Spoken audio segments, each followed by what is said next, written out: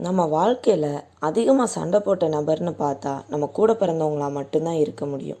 எத்தனை நாள் கோச்சிட்டு பேசாமல் இருந்திருப்போம், எத்தனை நாள் தேவையில்லாமல் அவங்கள வீட்டில் மாட்டி விட்டுருப்போம். நம்ம வீட்டில் யாராச்சும் நம்ம கூட பிறந்தவங்களுக்கு ஏந்துட்டு நம்மளை திட்டியோ இல்லை நம்ம கூட பிறந்தவங்கள ரொம்ப பெருமையாவோ பேசிக்கிட்டே இருந்தால் நமக்கு வர்ற கோவத்துக்கு அளவே இருக்காதுல்ல. ஏன்டா இவன் நம்ம கூட பிறந்தான், இவெல்லாம் எனக்கு ஏன் அக்காவாக பிறந்தான்னு நினைக்காம நம்ம வாழ்க்கையில் இருந்திருக்கவே மாட்டோம். இப்படி வீட்டில் எலியும் பூனையுமா இருந்தாலும் வெளியே யாராச்சும் நம்ம கூட பிறந்தவங்கள மரியாதை இல்லாமல் பேசிட்டாலோ இல்லை திட்டி பேசிட்டாலோ நம்மளால் அந்த இடத்துல அவங்கள விட்டு கொடுக்கவே முடியாதுல்ல. இதுலேயும் அண்ணன் தங்க பாசம்னா சொல்லவா வேணும். அவங்க சண்டைக்கும் பஞ்சம் இல்லை, பாசத்துக்கும் பஞ்சம் இல்லை. வெளியே ஒரு அண்ணனா எந்தவித அக்கறையும் காட்டாத மாதிரி தான் தெரியும்.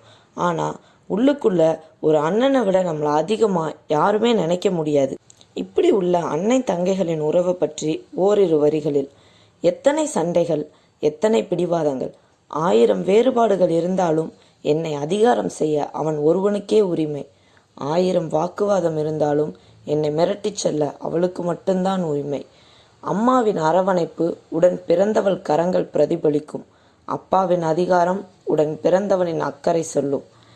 இந்த வீடியோ உங்களுக்கு பிடிச்சிருந்தா எவர்லாஸ்ட் வாய்ஸ் சேனலை சப்ஸ்கிரைப் பண்ணுங்கள்.